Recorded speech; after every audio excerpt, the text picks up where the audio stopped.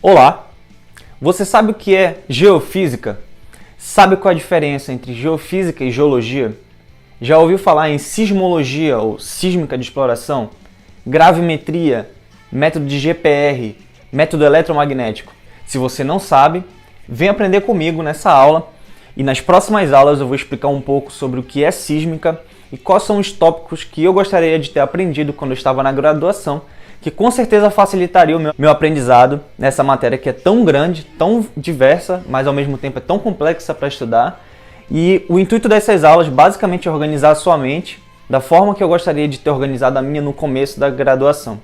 Se você gosta dessa ideia, por favor, curte esse canal, se inscreve no canal e compartilha esse vídeo com outras pessoas que estão no começo da graduação e que querem aprender um pouco sobre sísmica. Tudo bem?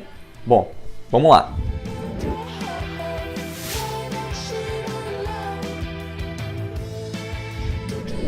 Eu trouxe aqui um conceito que você vai poder encontrar no livro da professora Lúcia, professor Gouveia, esse livro aqui, com outras palavras, claro, mas que traz a essência da palavra do que é ser geofísico. Então vamos lá.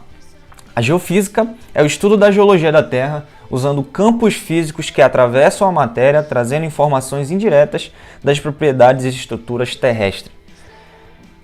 Eu coloquei aqui em cores específicas, em cores diferentes, as palavras que são mais importantes para o conceito de geofísica. A primeira delas é geologia. Sim, assim como a geofísica, a geologia também estuda a Terra. A principal diferença é que a gente faz isso de uma maneira indireta. Para você entender melhor a diferença entre geofísica e geologia, vamos tentar imaginar a seguinte situação. Imagina que tem uma mamãe que está grávida. Lá pelos seus 2, 3, 4 meses, ela vai querer saber qual é o sexo do bebê. E para fazer isso, ela tem duas opções. A primeira opção é abrir a barriga da mãe com um corte e descobrir qual é o sexo da criança na força bruta. Vocês concordam comigo que essa não é a melhor opção nesse caso. A segunda opção é usar o equipamento de ultrassonografia para poder imagiar o bebê e assim descobrir qual é o sexo da criança, descobrir se a criança está saudável ou não. Então, nessa analogia, quem seria o geofísico? Seria o médico com o equipamento de ultrassonografia imaginando o bebê sem a necessidade de fazer métodos invasivos. Então, quer dizer que geofísica é melhor que geologia? Claro que não. Nesse exemplo do bebê, o geofísico seria mais importante nesse momento, porque ele faria o imaginamento. Mas a partir do momento que o bebê nascesse, estivesse prestes a nascer, a gente ia precisar não só do médico que fez o imaginamento. Com certeza nem ia ser ele, ia ser uma enfermeira, ia ser um médico, ia ser um pediatra. Então, você quer dizer que o pediatra ou a enfermeira é menos importante do que o médico que fez o imaginamento do bebê, a ultrassonografia do bebê? Não. Eles atuam em áreas diferentes e cada um tem a sua importância. Então, não diga que um é melhor que o outro. Assim como a geofísica não seria nada sem a geologia, os geólogos também não seriam nada sem os geofísicos, porque a maioria dos modelos geológicos só puderam ser comprovados a partir do imaginamento sísmico, gravimétrico, eletromagnético. Então, se você acha que um é melhor que o outro, você precisa repensar e estudar um pouco mais sobre os dois. Talvez você consiga perceber que eles são mais amigos do que inimigos. Então, vamos lá. Qual é a principal diferença, então, entre nós dois? A principal diferença é que a gente estuda bem mais física, porque a gente precisa estudar os campos físicos. Existem campos potenciais, os campos de onda, os campos difusivos. Os campos potenciais são os campos que, por um tempo fixo, por exemplo, agora, 10 horas da noite, depende só da posição. E eles satisfazem a equação de Laplace para regiões fora da fonte e satisfazem a equação de Poisson para regiões dentro da fonte. Um exemplo de campo potencial que é usado para prospecção geofísica é a gravimetria. A gravimetria ela estuda a diferença entre densidades dos corpos e a partir dessa diferença de densidade dos corpos ela consegue detectar anomalias gravimétricas, que basicamente consistem ou de uma diferença de densidade muito grande ou uma diferença de densidade muito pequena. A gravimetria é utilizada para localizar, identificar e delinear um corpo em subsuperfície usando essa diferença de densidade. Além da gravimetria, um outro exemplo de campo potencial é a magnetometria, que basicamente estuda os materiais ferromagnéticos, diamagnéticos. O que isso quer dizer? Significa o seguinte, quando a rocha está sendo formada, rocha ígnea, metamórfica ou sedimentar, ela possui alguns minerais que conseguem registrar o campo magnético local naquela região. E a partir daquele campo registrado, a partir de uma propriedade chamada susceptibilidade magnética, o método de gravimetria mede a diferença de susceptibilidade magnética e a partir dessa susceptibilidade magnética consegue delinear certos corpos. Qual é a principal diferença, por exemplo, entre gravimetria e magnetometria? A diferença é que a densidade das rochas variam bem menos do que a susceptibilidade magnética das rochas. Inclusive, para uma mesma rocha, a susceptibilidade magnética pode variar muito. Então, identificar o tipo de rocha não seria o melhor trabalho para magnetometria. Ela ia ser um bom delineador, mas não ia ser um bom classificador de rocha. Assim como a gravimetria também não consegue dizer exatamente qual é o tipo de rocha, mas ela é bem melhor nesse aspecto do que a magnetometria. Existe uma similaridade entre o método gravimétrico e magnetométrico, que é se você impor certas condições, por exemplo, se você disser que é a mesma fonte, se a mesma fonte causa tanto a anomalia gravimétrica quanto a magnética, tem outros pressupostos também, você, a partir do campo e do potencial gravimétrico, você pode estimar o campo magnético ou o potencial magnético.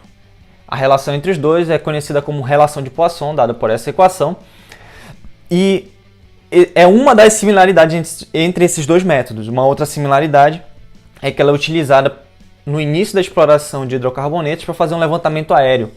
São dois métodos que a gente pode fazer utilizando o avião. Então, ela é muito importante no início da exploração de hidrocarbonetos, por exemplo, os dois.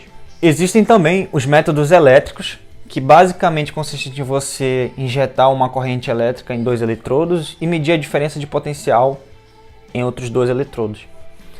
Você pode, a partir da corrente elétrica injetada e medir a diferença de potencial, você pode ter acesso à resistência elétrica. E para quem lembra, a partir da resistência elétrica, você pode achar a resistividade elétrica ou o seu inverso, que é a condutividade elétrica. Então, os métodos elétricos são muito utilizados, por exemplo, na prospecção de água subterrânea, porque a água limpa, em subsuperfície, ela tem uma baixa resistência elétrica. Se, por algum motivo, essa água estiver contaminada, a superfície do volume de água vai apresentar algumas bactérias que vão comer certas substâncias e secretar substâncias que vão diminuir a resistência elétrica, a resistividade elétrica, ou seja, aumentar a condutividade na superfície da pluma. Então você consegue detectar certas plumas de contaminação, descobrir para onde que a água está fluindo. Essa é uma das grandes aplicações dos métodos elétricos. Indo agora para os campos de onda e campos difusivos. A principal semelhança entre os dois é que os dois são função do espaço e do tempo para descrever o fenômeno em si. Por exemplo, a propagação de onda. Quando você ativa uma fonte ou ocorre um terremoto, a frente de onda, além de variar no tempo, além de variar no espaço, ela varia com o tempo. Só que a diferença entre os dois é que os campos de onda, eles aceitam o que a gente chama de reversão temporal.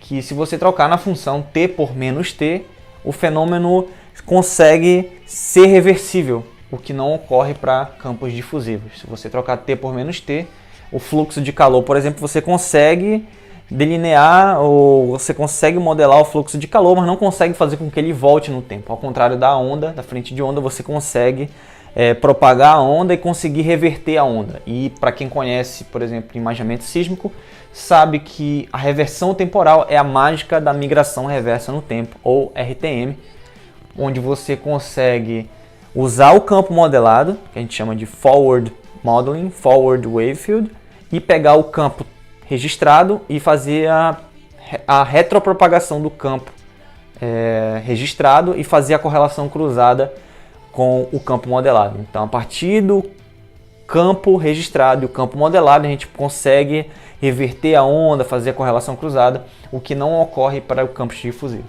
Como o foco do canal é falar sobre sísmica, nesse desenho eu vou deixar ele por último e explicar o método eletromagnético.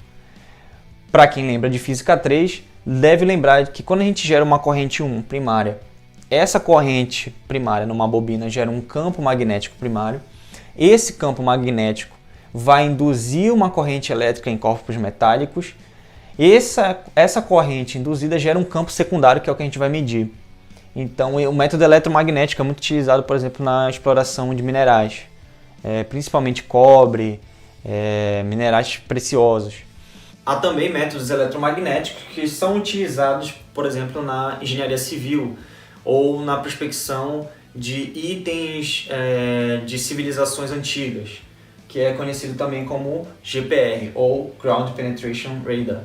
Por que que o radar está numa coluna diferente do método eletromagnético em si? A diferença é que a equação de onda é a mesma, a equação utilizando as equações de Maxwell. A diferença é que o princípio físico é o mesmo, a gente usa as equações de Maxwell, porém a aproximação que a gente faz para chegar na equação do GPR, que é na equação que modela o GPR, ela é descrita pela propagação e não pela difusão.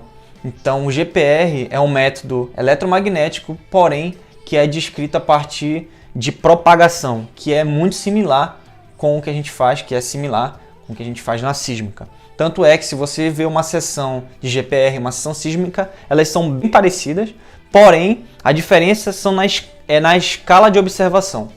Aqui a gente usa a fonte com uma frequência um pouco menor do que o GPR. Consequentemente, a gente vai ver que quanto maior for a frequência, menor vai ser o grau de penetração daquela onda. Então, o GPR consegue imagiar áreas bem rasas, porém com uma resolução melhor do que a sísmica. A sísmica, no entanto, consegue mapear áreas profundas com uma resolução melhor do que a do GPR, porque o GPR nem consegue alcançar. Então você vai ver seções de GPR que no máximo, 10 metros, 15 metros, enquanto que as seções sísmicas são seções quilométricas. Uma comparação, por exemplo, com o método gravimétrico é que o método gravimétrico consegue delinear a bacia na escala de bacia, enquanto que o método sísmico é dentro da bacia, enquanto que o GPR, por exemplo, é bem na superfície, bem rasa, bem nos primeiros 5, 10 metros de superfície. A gente consegue fazer um bom imaginamento. Esse aqui, no caso, é um pouco intermediário entre as duas escalas. Tudo bem? Existe também um método geotérmico, que de todos os métodos é o que eu menos sei. Então, se você tiver algum material bem legal para explicar o método geotérmico, por favor, me manda para eu estudar um pouco mais. Mas o que eu vou te falar é basicamente o seguinte: a gente sabe que a maior causa da temperatura interna da Terra vem dos elementos radioativos do interior da Terra. Só que em certas regiões do planeta tem certas acumulações de minerais radioativos que mudam o que a gente chama de gradiente geotérmico da Terra. Então, a gente sabe por experiência, por estudo, que quanto maior for a profundidade, quanto maior for a profundidade que a gente for em direção ao núcleo da Terra, maior vai ser a temperatura. Então, existem temperaturas altíssimas no interior da Terra. E o estudo dessas anomalias é muito importante para detectar, por exemplo, fontes de corpos radioativos, ou plumas mantélicas, ou regiões anômalas ao gradiente geotérmico. Então, desses métodos é o que eu menos sei. Se você tiver alguma coisa para acrescentar, por favor, me manda. Eu vou estudar e a próxima vez que eu fizer esse vídeo eu vou melhorar essa parte do método geotérmico. Voltando para a sísmica, que vai ser o foco do canal. A ideia desse canal vai ser falar de tópicos como a física da sísmica, a matemática, o processamento, a modelagem, a inversão, a interpretação, como estudar melhor sísmica.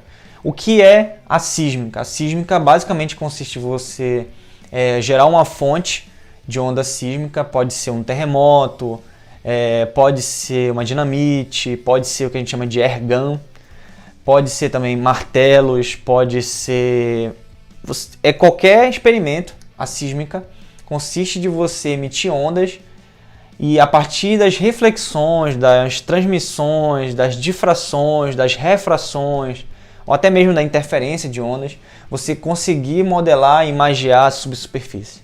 Então, o fenômeno sísmico, o que basicamente você gerar ondas sísmicas e a partir das reflexões e de todos os fenômenos ondulatórios, você conseguir detectar, imagiar, localizar um elemento em subsuperfície. Então, a gente vai falar bem mais sobre sísmica nos próximos capítulos.